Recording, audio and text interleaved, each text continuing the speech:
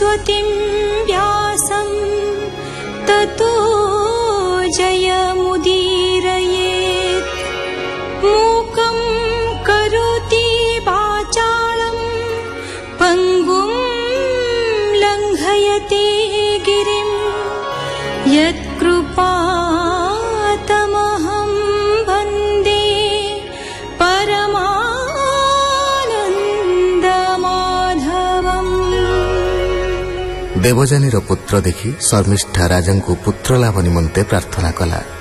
फलरे द्रुह्यु, अनु एवं पुरु शर्मिष्ठा गर्भर जन्म हेले। देवजानी मुखर यह जाणी शुक्राचार्य क्रोध जोगु जजाति जराग्रस्त हेले। एहार प्रतिकार पई प्रार्थना करिबारु शुक्राचार्य दया परवश होई कहिले, जदि तुम्हार कौनसी पुत्र निजर यौवन तुमको दान करती तेबे ही तुमे तुमर पूर्व यौवन फेरी पाइब। जजाति सबु पुत्र मना करिबारु शेषरे शर्मिष्ठा कनिष्ठ पुत्र पुरु ही राजी हेले। सुकौवाच जजाति बसी एक दिने ज्ञान प्रकाशिला ता मने। देवजानीर मेले थाई बोलई तार मुख चाही। सुण सुंदरी तो अधीन विषयर से मोर मन। पशिला काम अंधकारे भास्कर जेन्हे तम घोरे। तोहर मायारे मोहित होई न जाने मोर हित। शपथ दीपे राजा होई अज्ञाने बंचाइली देही। भूमि रे जेते शस्य थांती सुवर्ण स्त्री पशु जाति। जे प्राणी काम बस होई ए सबु ताकु नंटई। कामी पुरुषंकर मन केबे नहे संजमन। नित्यर मंती काम भोगे अग्नि जे सने घृत जोगे। सकल भूत संग छाड़ी जे आत्मा भावे सुखे बुड़ी। आत्मा को देखे सर्वदेहे ता सर्वदिक सुखमय। देख मु सहस्र बरसे नित्यर मिली काम बसे। मुएबे तृष्णा दूर करी कृष्ण चरणे मन धरी। निर्मोह होई वनस्थले रहिबी पशुगण मेले। दृष्ट श्रुत को मिथ्या करी ध्याने संभासी नर हरि। जेनो हुए आत्मार विनाशी ताहाकु कही आत्मदर्शी। हेमंत प्रियागे कही पुरुकु समीपे बसाई। तार बयस ताकु देला वृद्ध शरीर आवरिला। पुरुकु राज्य कला राजा भले पाड़ी जन प्रजा। द्रुहकु पूर्व दिग देला अनुकु उत्तरे स्थापिला। जदुकु दक्षिणे बसाई पश्चिम तुर्बसुकु दे। एमंते राज्य बांटी दे पुत्रंकु प्रिय वाक्य कही। आनंद दे सर्वमने तक्षणे पशिला अरण्ये। आत्मारे आत्मा ध्यान करी जोग अभ्यासे मन धरी।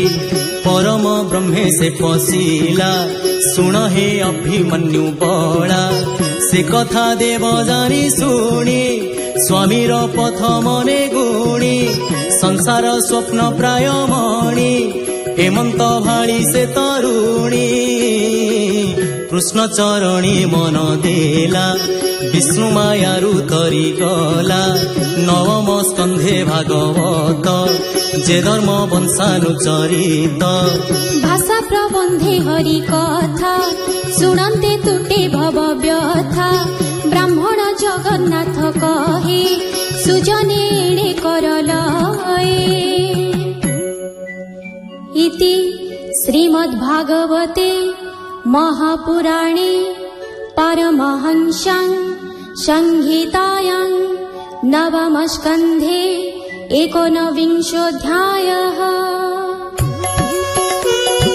सुकौवाच शुण परीक्षा नृपमणि।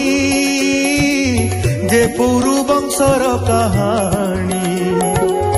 जे बाजे मंत कले कर्म যে বংশ মধ্যে তোর জন্ম সে বংশে রাজ ঋষি যেতে সংক্ষেপে কহিবি মু তোতে যে পুত্র জন্মে জয় নাম সে পুরু বংশ গুণ ধাম তাহার হইলা নন্দন নাম তাহার প্রচিন্বান প্রবীর তাহার কুমর মনস্যু তার বংশধর তার তনয় চারুপদ সুজুজে তাহার দায়াদ তার কুমর বহু গব সঞ্জাতি তাহার সম্ভব অহং জাতি তার তনয়ে রুদ্রাশ্ব তার পুত্র হয়ে ধৃতাচি অপসরা গর্ভে রুদ্রাশ্ব পুত্রে বহু ভাবে একুয়ারে অনুপম শুণ হো তাহাঙ্কর নাম ঋতেয়ু কুক্ষেয়ু বেবেনি স্তন্ডিলেয়ু কৃতেয়ু ঘেনি জলেয়ু সন্ততেয়ু দুই ধর্মেয়ু সত্যেয়ু বোলাই ব্রতেয়ু বনেয়ু এ দশ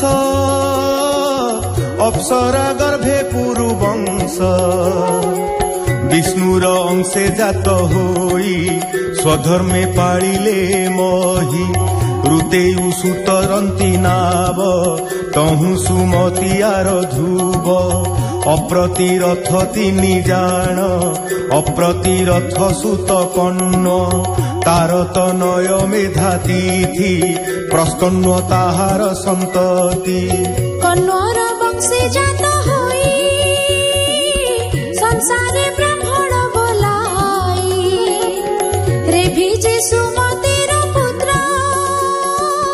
দুষ্মন্ত তার বীর্যে জাত সুন্দরী নাহি রূপ সীমা শুণ হো তাহার মহিমা দুষ্মন্ত রাজা এক দিনে মৃগয়া অর্থে গলা বনে কনক আশ্রমে মিলিলা অদ্ভুত কন্যায়ে দেখিলা অঙ্গভূষণ ঝটকন্তি লক্ষ্মীଙ୍କ প্রায় দিশে কান্তি তাহাকু দেখি কাম বসে সম্ভোগ করিবার আসে তারূপ দেব মায়াময়ী দেখিণ মন নর হই অଳପ বড় ঘেনি সঙ্গে দুষ্মন্ত মিলে তার আগে আনন্দে তার দর্শনে বোলই পরিগ্রহ মনে হাস্য বদনে তার পাশে মধুর বাক্যে মন তোষে হে শুভে কমল নয়নী কহ তু কাহার নন্দিনী এমন্ত রাজা মুখু শুনি সে কন্যা কহে পরিমাণী